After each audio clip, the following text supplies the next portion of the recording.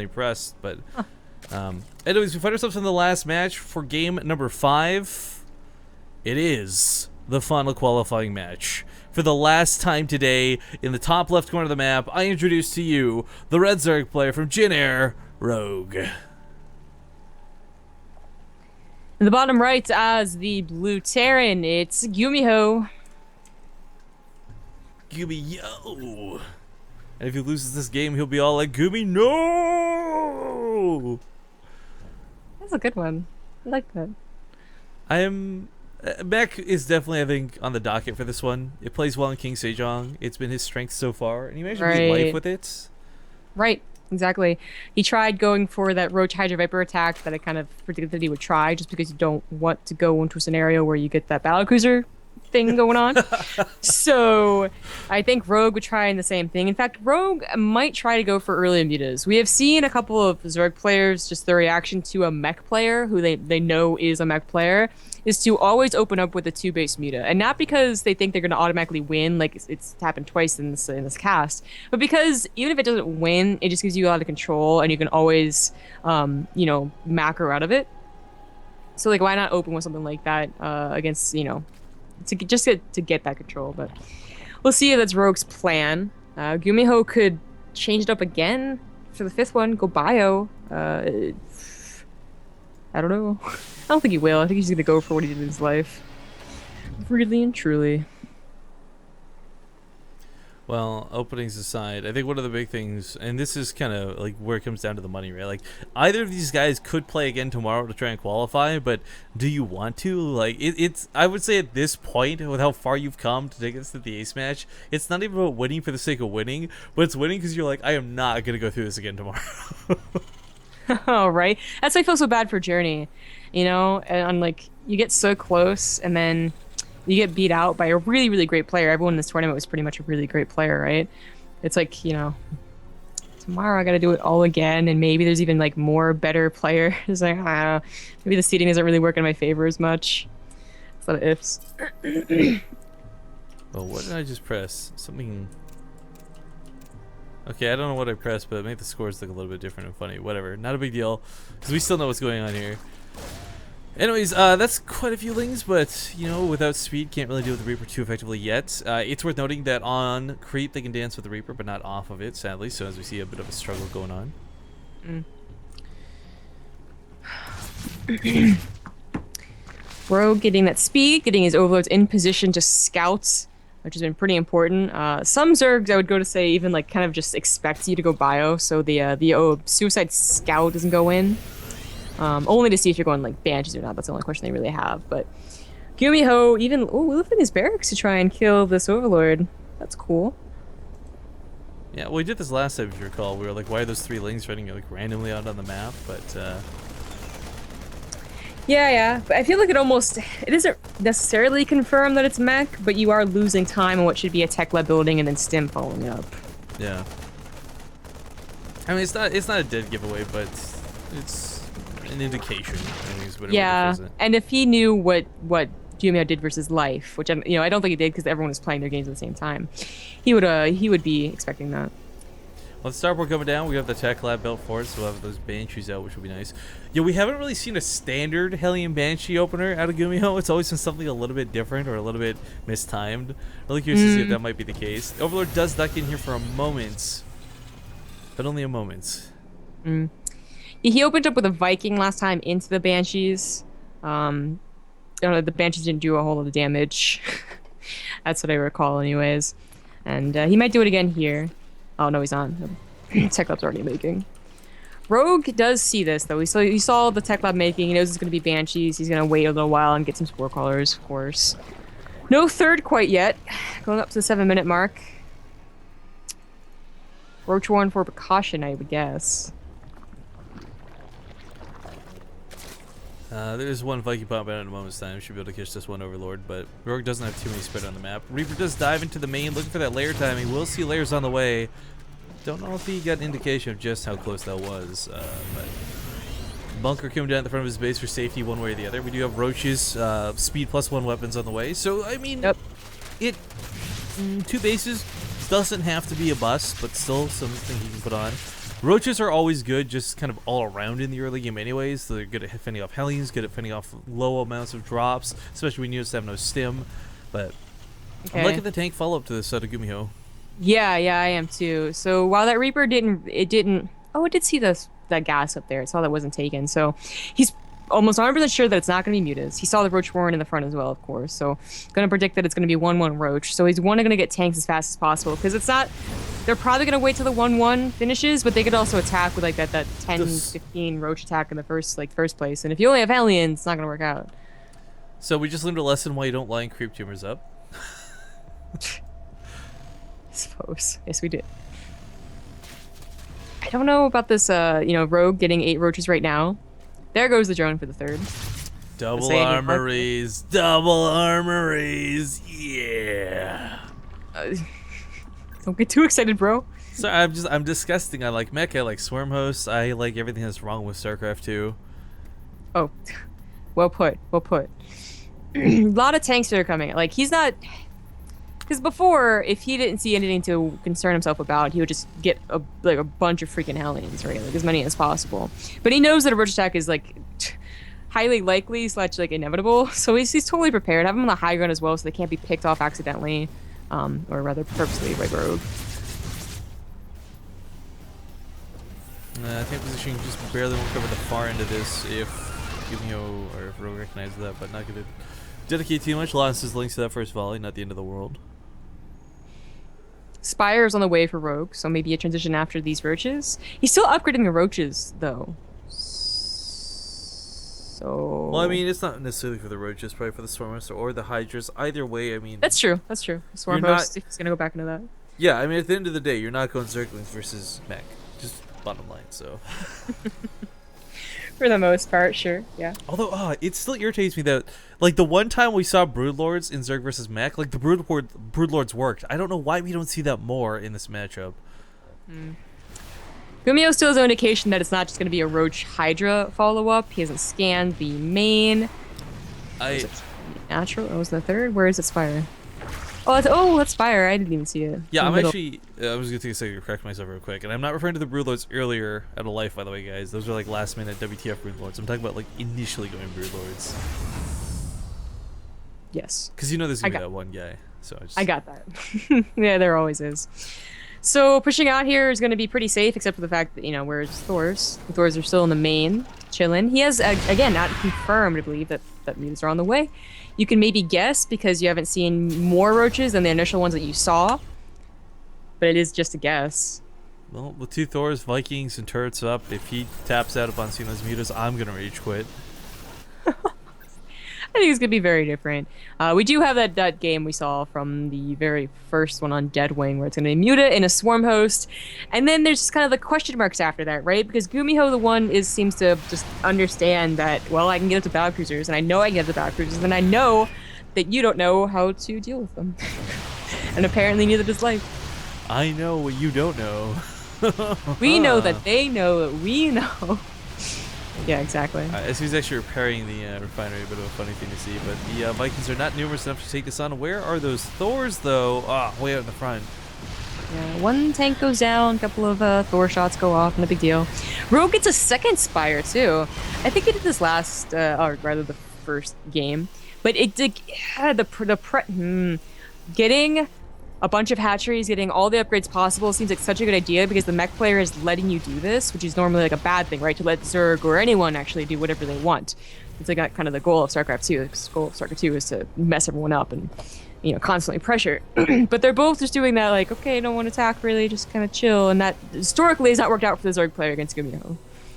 No, especially because Rogue's not super expanding. He's not got his creep spread's good, but it's not crazy out of hand. Nothing like an Overlord creep highway.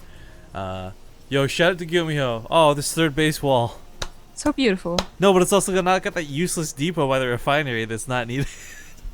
Well, as a mech player, you get that 6th gas. Whereas when a bio player gets the 5th gas on the right, I kind of cry a little too. Yeah, it's just the I don't know, the dynamic of this stupid terrain right here. The only map is such a dynamic, though. So it is. That is true. I don't think it was a dynamic, but more so a mistake. Oh, you don't know. You don't know. Personal opinion. Okay, so the Swarmos are gonna start funneling forward, and this is a little bit of a problem for now for Gumiho, not by much, as he's gonna kite the Locust. Locust only have a range of 3, so they don't actually hold up too well against Hellions when controlled correctly, but this is absolutely necessary because he doesn't have that tank count up. Of course, for those who don't know, it's not necessarily about like the sheer like you don't need 19 tanks, you just need 8 tanks spread out really well to deal with the Swarm hosts. Fast Hive, melee upgrades, Carapace upgrades, pretty darn similar. Gumiho already getting up to a 15 minutes. I like taking one of the rocks. Upgrades, I actually like of that course, gonna be really good for Gumiho. It just astounds me to have 2-2 and 3-3. Double upgrades, who'd have thunk it? So this is what kind of sucks about taking this gas, you know. We do joke that this is, you know, we wish that more people would take this gas first, but you know, it's easily snipeable. Well, the tank could have easily been like 2 feet to the left. Or Mutas could have sniped it too, alright? All right. Well, Muse could have sniped anything. I'm just saying. No, they couldn't snipe anything. It's not in, you know, it's not in range of the turret. Actually, they could. It just wouldn't be sniping anything efficiently. So, if we're gonna get semantics about this, you're right. I'm sorry. Okay, I have actually finished this up behind this, so we are gonna see those Vipers finally come out. The Mutalisk count hasn't really been heavily replenished, so I mean, Is he really not gonna kill that tank? Wow, Mutas. No, gives them away for free. Swarm host misrallied. Oh, I love when this happens as a Terran player. Hate when this happens as a Zerg. So some free kills here on the front lines. Oh no, I hate, you know, besides being misrallied because they unburrow when they just when your babies carry you to death. Is that what you're about to talk about? No, that's also bad. But as a Zerg, most Zerg players do the egg hotkeying now, which is not a good idea for Swarm hosts because you rally your eggs as you rally the Locusts. Oh, I like this. I learned that that's a bad thing to do. Yeah, this guys. I like the pre-burrow though, because oftentimes if you burrow after they're there, they notice scam. But he was risking hoping that Gumiho would think, oh, he already evacuated the base. I'm safe.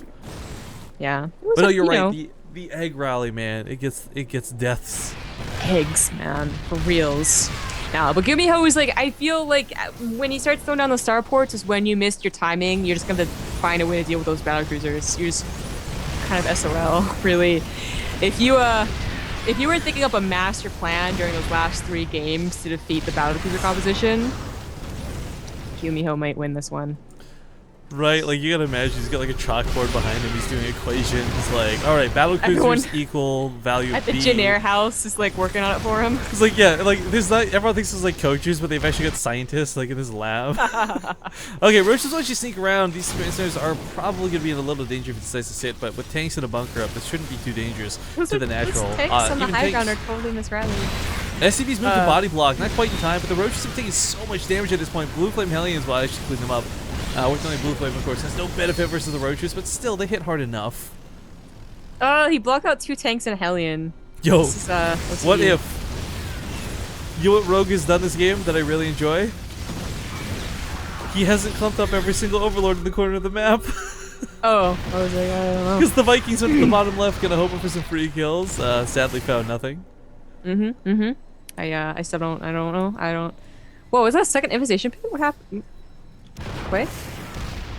That is a second infestation pit. This could be one of those just in case he's backsies up moments. Just in case he's... No, I think he meant to throw down an ult. Oh, tank, please. Learn to shoot in front of you. Wait. Remove another bathroom. Look, I'm just saying, they got rid of the Hunter dead zone in World of Warcraft. So, tanks, please. Totally the same. Tanks would actually be pretty broken if they had no dead zone.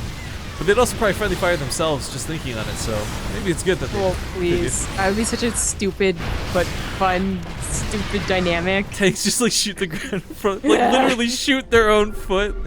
It's Terran, so you know it would totally happen. That's like the saddest part. It was struggling to deal with the Locust here, not crazy or anything, but the Blue Flame Hellbats, or sorry, Blue Flame Hellions work out really nice with that range benefit. Still in the middle of the map, can't quite get any headway, has started to move ever so slowly forward here on top of the spine crawlers and whatnot.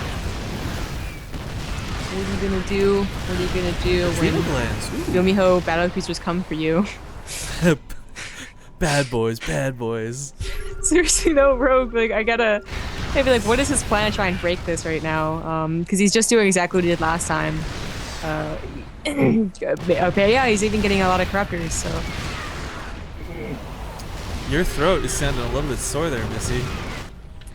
Yeah, which is odd because we have it wasn't the weekend of hell that really made me throat go. It was the week of not casting a whole lot that made me throat go. It's like I forgot how to talk for long periods of time. Or maybe it's just punishing. It's like not enough passions on me, bro. Feel the burn. Oh, obviously. Quite. Okay, well, this base is gonna be up. The Overlord did not creep this in time, so we do have the battlecruiser, the fusion core on the way. I talked before, like 4 bases where you want to be for that air transition pretty comfortably. If you're on 5, it's even better, of course. So for Gumiho, I mean, he's beating back the Locust. He's actually gaining small amounts of ground in the middle of the map, and he's transitioning all at the same time. Right now, I wouldn't say he's in a comfortable spot, but he's in a pretty darn good spot. I know nothing has happened really, but I'm already on like the onboard the well, this is indestructible. Gumiho's gonna win train. Like I know I don't want to say it out loud because I don't want to jinx it. We do have the building armor upgrade coming at too, which we haven't seen a lot of in the past, but this will actually be really good. Okay, blinding clouds. That's the first time we saw blinding clouds being used. Usually we just see pools and well then they die. Hey, fun fact for those who don't know, you can shoot up out of a blinding cloud with a Thor. We learned this by mistake. Yeah, and a qualifier with players that weren't even like pro gamers. It's funny to see. Useful. So this attack also happened for battlecruisers. So maybe if he had like a follow up after that, I would be kind of be like, oh, maybe this is the timing. But he doesn't. Nothing else is happening. He just kind of killed a few tanks, and that was it. Gumiho is transitioning into battlecruisers, no problem. I wish Rogue would focus fire down the rocks. He's been rallying this way, and now starts like we just see sits here. If he takes down the rocks, it opens another path. And if there's one thing that tanks are horrible at, it's shooting in 2 different directions at the same time. Splitting their tension, splitting their fire, splitting the splash, all terrible, terrible, terrible things. So as he starts taking down the rocks, I mean, this is going to open up a path for Rogue to actually do some damage here.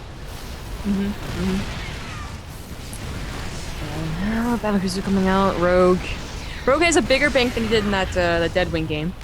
He's on all of the bases that he could be. In fact, he could probably go ahead and take the one in the 3 o'clock position. Gumiho's supposed 6th. Yeah, he probably could. I would. We should. I would concur with that, fellow caster. Quite. Gumiho's gonna start pushing out soon. He's gonna have 4 battlecruisers on the way. His Raven Viking army is like where it should be. I mean, he definitely has this build down to a T, right? Look what Rogue's getting. Pathing lands. I like the. Oh, he's attacking before the battlecruisers are out. Maybe this is gonna be really good. I don't know. Blinding clouds go down. Yo, point defense drones though. Point defense drones gonna win the air battle. Yeah, never mind.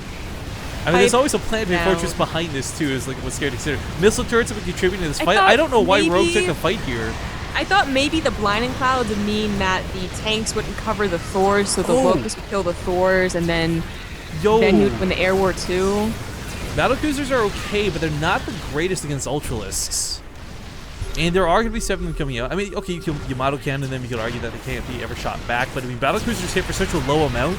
They just really fast. So with Chitinous plating and level 3 armor upgrades, these Ultras are only going to be tickled by the battlecruisers. If the Ultras run past the battlecruisers or around the battlecruisers, that's true. Yep. If they're running into a tank line, that tank line might die, but it buys so much time for the battlecruisers to deal their damage. Where are the majority of his? He's lost a lot of them, and I know he's got several spread out between these bases, but well, he hasn't killed a bunch of SCVs yet. So oh, that's right, because we saw Gumiho go down to 20 SCVs in almost every game prior to this. Yeah, exactly, and I don't know why he hasn't done it yet. You'd think he's on 5 bases, which is pretty good, huh? This natural base defense is so dumb but so necessary. The scary thing is, though, the Ultras are going to come back here, and his battlecruisers are moving to respond. Secret missiles are not so good. They pierce the armor, but they hit for so little against Ultras. So the Raven's so useless. They're like, well, I'm not going to throw in a PDD, and I'm also not going to throw in an auto turret. Auto turrets would actually be fantastic. It would draw the attention of the Ultras. Yamato cannons are going to go off. Yeah, but more there was like no place to, right? The Planter was like filling it up, and the tanks were there anyways. And honestly, those Ultras, what did they do? Let's talk about that for a moment. The point defense turrets we've seen so much of, we haven't seen a lot of auto turret usage. And one of the things about auto turrets that every Terran player knows about at this point is they've got this really stupid high priority targeting system where anything auto attacking, like you've got 15 battlecruisers attacking you, better attack the auto turret, right? So I mean, it's you got this very interesting dynamic against Ultralisk. Big, clunky, already clumsy units. The auto turret actually works out fantastically against it, but we haven't talked about this in some time. Cross played a game against Slivko a long time ago. Swarm Host versus Mech, Habitation Station, fully mined out scenario. He didn't have enough tanks to beat back the Swarm Host, so he went with a heavy mix of auto turrets and point defense drones, and that actually kept the Swarm Host waves back. That's all well and good, but the honest fact of this game is that Gumiho just doesn't need it. I don't. Yeah, I know. I'm just saying, like, just it's take down just, the Ultras. I'm trying to find ways to talk about nothing. Okay, can we not just like Right, undermine right? that? Jesus. It's all like really good points, and it's in fact in a normal game because.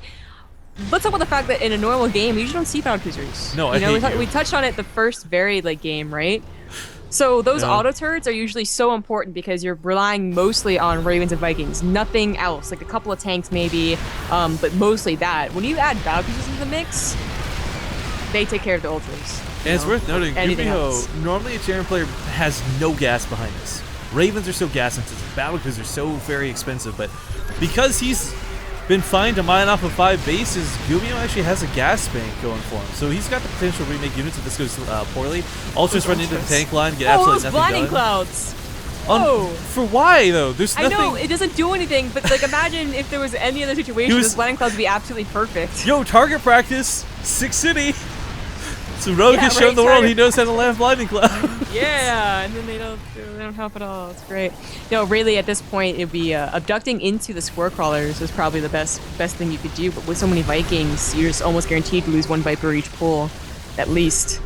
But okay, so I would say, okay, here's the perfect scenario. This is what Stefano would do, right? He would spore crawl up what we're seeing right now. He would pull the battle cruisers into the spore crawlers, thus forcing the Vikings to go a little bit farther ahead. And then you fungal. would get the fungal. Yeah, Exactly. we had Pathfinder Glenn's research so early. I'm shocked we still haven't seen any real use out of it so far.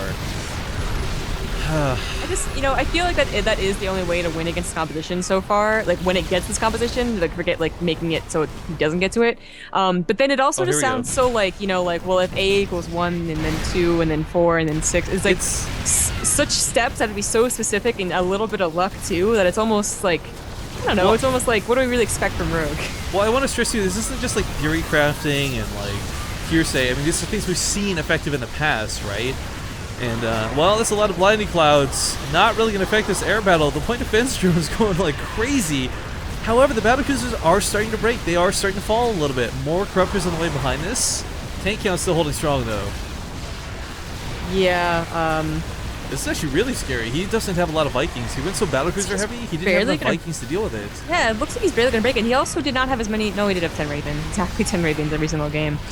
Maybe a couple more Thors would have made that one much more one-sided, but Gumiho's the one without a bank, and he just lost his army. Yeah, there are missile turrets down though, so they get a little bit of a safety to fall back to. And the Ravens all survived. Yeah, that's kind of a big deal. Battle cruisers, they're expensive as hell, 400, 300 to replace, but you can replace them. Ravens, on the other hand, that energy, that gas cost, not an easy. He might just be able to play a game where he mines Gumiho out. Maybe. This isn't a game. That would be a horrible way to go down in game number 5. It would. But this isn't a map situation where we, on Deadwind we saw him take a base, then like mule drop. But the base that he would take is covered by creep still. He's almost got this hatchery though. I'm surprised we don't see the focus on that. Meanwhile, a couple meters do swoop on down here to the south. The fact that Gumiho is not taking care of the creep on the 5th or the 6th is kind of really a big deal. I think it will be a little bit later actually. Rogue's just gonna go ahead and take that base. It's getting to that point because that would be the base that the Mulehammer drops. Like that's what he needs. How many structures he has? Oh wow, hold up. Hellions actually killing Swarm Hosts. I thought this was just to be a mild amount of harass, but forces a complete reposition and kills one even. Broodlords on the way, 8. Oh my god, 8 Broodlords. But the Viking count has started up again behind this. However, it's still low. Yeah. He has 8 orbitals, so I was like, he does still have the Mulehammer, right? Yeah, totally, absolutely. Yeah, so Corruptors and Broodlords are going to be a big deal. He's investing more and more in battle cruisers and maybe not enough Vikings. Maybe this is the formula that has changed. It's allowing Rogue to start winning these engagements, but he gets on top of them for Swarm Hosts. Yeah. I mean, okay, so this is what we're talking about though. Like the Broodlord transition ends up being really good because you pay invested so attention, much on the wrong side. Tank's gonna get absolutely annihilated here through friendly fire. The point defense drone is going down like nuts because he has to win the Corruptor War before he can focus the Broodlords. You can't just dive the Broodlords. Secret Missile does come down, just a little bit of damage to help. Yamato cannons could be firing right now, are not. Meanwhile, Mutalisks are going to kill the planetary here in the bottom left, and these Thors are kind of left with like, where do I go? What do I do? Oh man, they wish they had medevacs to try and help them out. I think Gumiho just got broken. Maybe, yeah. He has not enough Vikings to take care of everything. Rogue wins this game. Gumiho doesn't have enough bank to remax. His planetary will go down. It's really anticlimactic, but he can just go pure Corruptors at this point, and I think he'll win. I think so. So after seeming impossible to beat, it almost looks, I don't know, like Dude, this is kind what I of was easy. talking about, though. The Brood Lords. Rogue It doesn't make the most sense in the world to have Broodlords be what wins you the game, but it's more the fact that they're as odd as it is, consider a low priority when it comes to these attacks. So the Vikings, the Ravens, the Battlecruisers, they have to fight out with the Corruptors, and these actually clear out the ground in the meantime. If enough ground gets cleared up, yo, Rogue starts making Lings and Ultras again, but oh, that Secret Missile friendly fire was a hell of a thing to take that damage from. Gumiho has nothing left in the air. There's no turrets underneath this. Life doesn't find a way, Rogue finds a way. Well, actually, with the Queen's 242s, the Gumi Transfuses make this even more frustrating as if it wasn't bad enough already. I mean, Gumiho barely starting to push this back, but with the Queens and the Transfuses, these Corruptors refuse to die! GG! Ooh. Rogue brings it back from being down 2-0 in a third game where, honestly, we did not expect him to And he beats win Mech. that one. I think that's got to be the most impressive part. He beats Mech in the final game. Okay, if Stats wins his qualifier against Solar, perfect balance. Heyo. I'm just saying.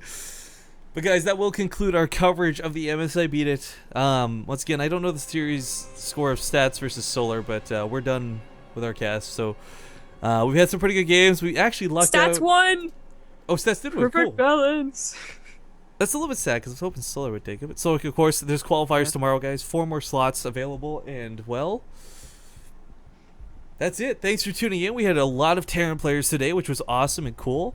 Zombie Group and I will be doing the Olima League. We'll be doing DreamHack tomorrow. It's going to be a busy freaking day. As if last weekend wasn't hell enough, this weekend's going to be equally horrible for our sleep schedule and our, I guess, mental well-being. Yeah. But thank you guys for joining us this morning. I hope you had a wonderful time enjoying the cast. If you haven't already, make sure you hit that follow button before you leave the channel today. You find ZombieGob on Twitter at ZG Gaming. You can find myself at Riff_Kings if you want to follow more of our casting. But of course, the YouTube, the base rate TV stuff is over in the bottom right corner of the screen. And of course, big shout outs and thank you to MSI for having us today. Last but not least, of course, just to go over that generous donation from Mr. Boris Makarov. $100 coming in was such a big deal. We had a lot of other people donating today too, but that was a big one. So thank you so much, Mr. Boris Makarov. This concludes the cast. ZombieGob, you got any final words before we go? Nope, sorry, I cursed Gumiho. Yeah, you're a dick. Shout out to our channel sponsor, ChairsForGaming.com. They sell DX racers in Canada. Once again, it's ChairsForGaming.com. We're going to play some ads to end the stream and then probably host somebody else. So thank you guys once again. Have a wonderful day, and we'll see you 18 hours or so. Bye-bye.